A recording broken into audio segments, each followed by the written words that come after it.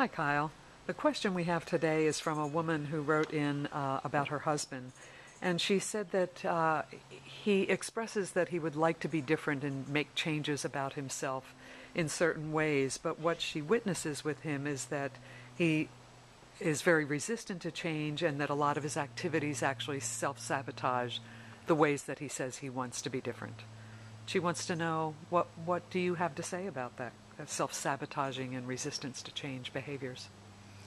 Yeah, well, here's the interesting news is, that you're writing in the question means that there's something about this pattern of his that's bothering you.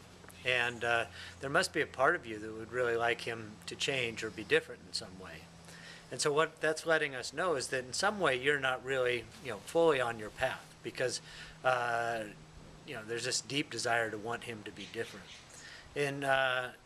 In the relationship and relating to him, the most important and first thing is really deep acceptance. So when he's really ready to change, he will change. He'll take the opportunity. Now, the way that you can really support or facilitate this is to be changing on your own, is to be really growing and developing yourself, creating that potentiality, that possibility. And the more you do that, it starts to create space for him to change, for him to see the possibility. Right now, it's kind of a lightning rod, or there's enough energy that he's getting some kind of payoff for saying these things and getting your reaction and your tie into it. So the most important thing for you is to really get focused on how do you want to grow? How do you want to expand? How can you accept him just the way he is on a deeper level?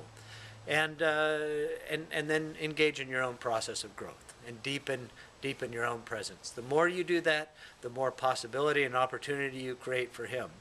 I see people, that come to the mountain experience, for instance, and then they take what they've learned home and they just start being it. And then even years later, I'll have their children come or a spouse come. And those, just by being in the presence of somebody who's been to the mountain experience and grown in that way, has already impacted everybody they come in contact with. It's the same with business leaders. I'll see them come to the mountain experience, without even telling anybody about it so much as just going back and being that way in their businesses. Then their employees or their team will come, and they will already have integrated a lot of the learning just because of the deep and profound change that has occurred in the person's presence. So the first thing for you to do is really say, what do you want to grow in yourself? How do you want to become? What kind of person do you want to be in the world? And just start being it more and more. Really get on your own path and your own growth. And you can listen to him and hear him, but not necessarily buy into what he's saying so much as what his actions are. And when he's ready and when he sees the possibility and potential in you, I bet he'll come along for the ride. Thanks for the great question.